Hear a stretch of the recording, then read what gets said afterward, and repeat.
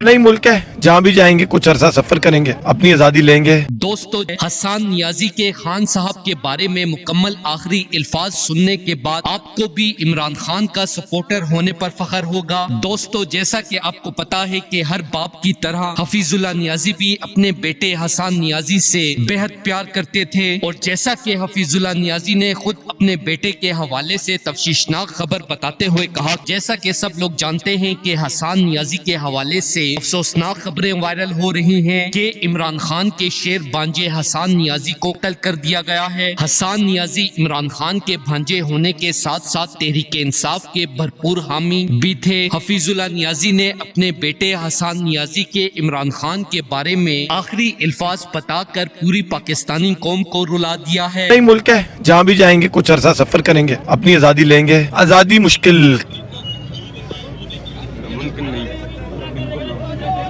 भाई बस यार, भाई ये जज्बात भाई बस भाई अभी समझा कर भाई, ओ भाई मुझे पता है यार,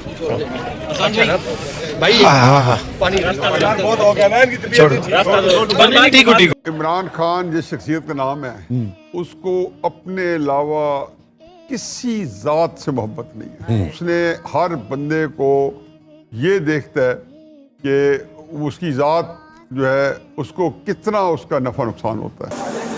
इमरान खान की बहादुरी और ईमानदारी का जादू सर चढ़कर बोलने लगा। इमरान खान का सबसे बड़ा दुश्मन और रिश्तेदार हफीजुल्लाह नियाजी भी कप्तान से मदद की अपील करते हुए कप्तान को ताकतवरों का कौन सा पैगाम दे दिया। बड़ी खबर जानिए इस वीडियो में।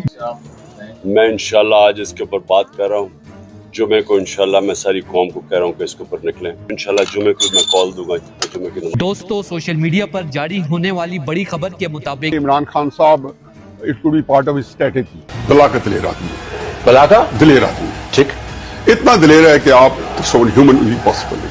इमरान खान का बहनोई और सबसे बड़ा दुश्मन हफीजुल्लाह नियाजी इमरान खान से माफी मांगने के बाद मदद की अपील करते हुए कहा कि He has put up such an excellent fight कि उसने बिल्कुल एक हिला के रख दिया।